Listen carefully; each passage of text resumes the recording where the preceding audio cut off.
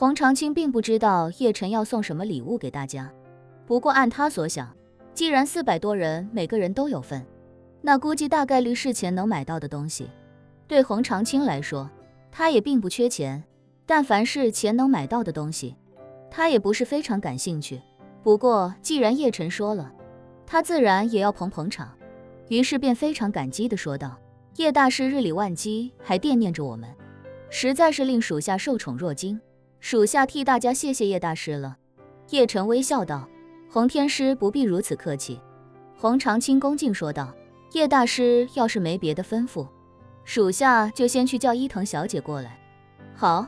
洪长青告辞离开，随后便回武道馆，将伊藤菜子叫出来，低声道：伊藤小姐，叶大师来了，在总经理办公室，让你去那里见他。伊藤菜子一听说叶晨来了，立刻惊喜不已地说道：叶晨君来了，那我现在就过去，谢谢洪天师。说罢，还向着洪长青深深鞠了一躬。洪长青微微一愣，心里暗想：我就是传个话而已，谢我做什么？正想着，伊藤菜子已经跑出老远去了。很快，伊藤菜子便来到了总经理办公室门口，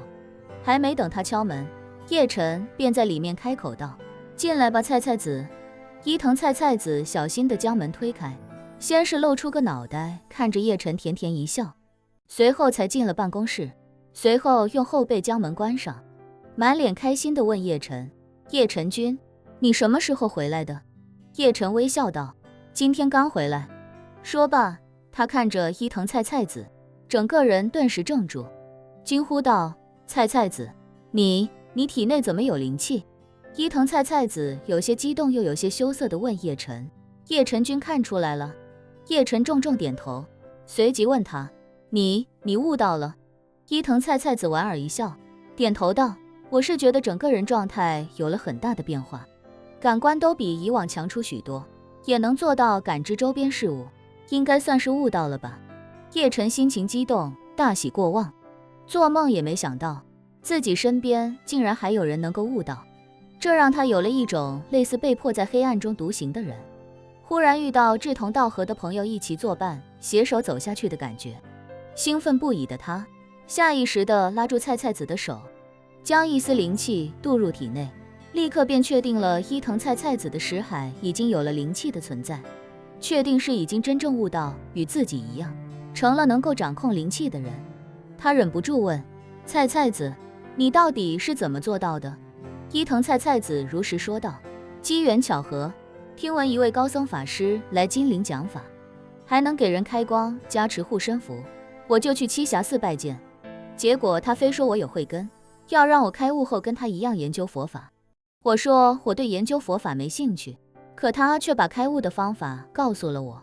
我自己试了试，一不小心就悟到了。叶晨整个人完全惊住，忍不住感叹道：你知不知道，有的人几百年都无法悟到，甚至有的人跟在已经悟到的师傅身边一辈子都没能悟到，你竟然一不小心就悟到了。伊藤菜子以为叶晨是夸张，轻声笑道：叶晨君真会开玩笑，哪有人几百年无法悟到的？没悟到的人恐怕也不能活这么久吧。叶晨不置可否地笑了笑，林婉儿的事情他自然不能告诉任何人，包括菜子。不过林婉儿服了万古长青丹，活了这么多年都没能入道，也确实是事实。而且当年江家老祖跟在孟长生身边侍奉了一辈子，而且从那幅画中留下的影像也能看出，那个时候的孟长生对江家老祖也确实是真心实意，否则也不会在寻得机缘之后回去兑现诺言。可纵使江家老祖得到了孟长生毫无保留的对待，也依旧没能悟到，而伊藤菜子竟然在一位佛门法师的点拨下就顺利悟到了，这实在是有些匪夷所思。于是叶晨便问他：菜子，能不能跟我说一说你悟到的细节？伊藤菜子笑着说道：当然能了。菜子在叶晨君面前没有任何秘密。说罢，他便将自己如何在电梯里碰巧遇到那位邻居，如何在栖霞寺见到景清法师，如何与景清法师辩证无我与真我，以及如何在识海中寻得悟道的全过程，都毫无保留地告诉了叶晨。叶晨听完，并没有对景清法师其人以及整件事情的触发产生怀疑。毕竟伊藤菜子在描述的时候就说了，是他在下电梯的时候碰巧遇到了一位打电话的邻居。在听到邻居说起护身符的事情之后，也是伊藤菜子主动上前询问，才得知了景清法师。若是有人主动告诉伊藤菜子这一切，自然会让人觉得有些刻意。但当这一切都是伊藤菜子主动去争取来的，无论是菜子本人，还是叶晨这个旁观者，都觉得一切顺理成章。也正因为一切看起来并无破绽，所以叶晨直接把关注点集中到了伊藤菜子的悟道方式，让自己的神识融入自己的识海。这种说法叶晨还是第一次听说，因为他的悟道几乎没有任何过程。在得到九玄天经之后，他就已经完成了悟道的全过程，所以他并没有亲历如何悟道。惊讶之余，叶晨也不禁感叹，看来悟道这件事确实要看天赋和机缘，单单是内窥就只有极少数人才能做到，而能在识海中内窥的更是少之又少，更别说在这些基础上再让神识与识海融合了。菜子，你就是天赋和机缘兼具，所以才能这么早就顺利悟道。伊藤菜子点了点头，微笑道，菜子对悟道其实也并不是很感兴趣，只是想到若是我成功悟道，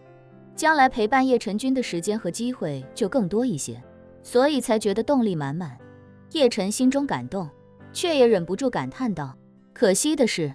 我手头也没有一个适合修炼灵气的心法，否则的话还可以与你一起分享，共同进步。伊藤菜子笑道，叶晨君不用沮丧，以后的路还很长，说不定某个时间段就能找到更进一步的机缘。叶晨赞同的微微点头道，是的，这个不用着急，以后一定会有机会。说罢，他想起什么，赶紧取出一枚培元丹来，